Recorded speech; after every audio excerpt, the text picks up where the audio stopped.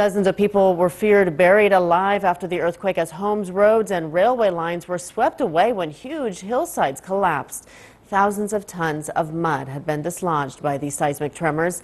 In the aftermath, a forecasted storm threatened more devastating landslides.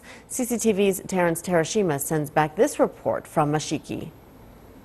I'm in Mashiki town at the moment, one of the epicenter of the quake, and I came here on Saturday night and it was quite hard to see the extent of damage due to blackouts, but now in the daylight you can see how grim the situation is. Some of the houses have collapsed, the first floor is totally gone and the streets are filled with rubble.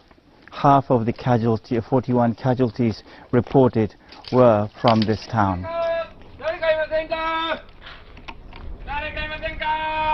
Search and rescue took time as damages had spread over a wide area and many of the access roads were blocked by rubble.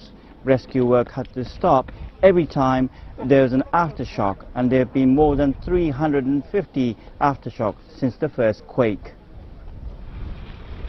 Most of the fatalities reported here were from suffocation or being trapped underneath a collapsed house, but firefighters say the casualties may have risen considerably if fire had broken out in this small street and gas tanks like this caught fire.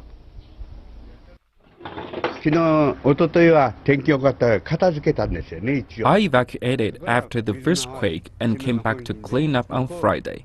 The second main quake completely destroyed my house.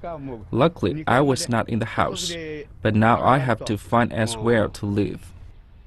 Recent police report says over 90,000 people have been evacuated to over 680 evacuation areas all over Kumamoto Prefecture. Here in Mashiki town, people have been evacuated to a sports facility on the outskirts of the town, and quite a lot of them are elderlies. Due to the devastation of the town, it is hard to tell when people can go back to their homes. It could be weeks. Terrence Terashima, Mashiki, Kumamoto Prefecture.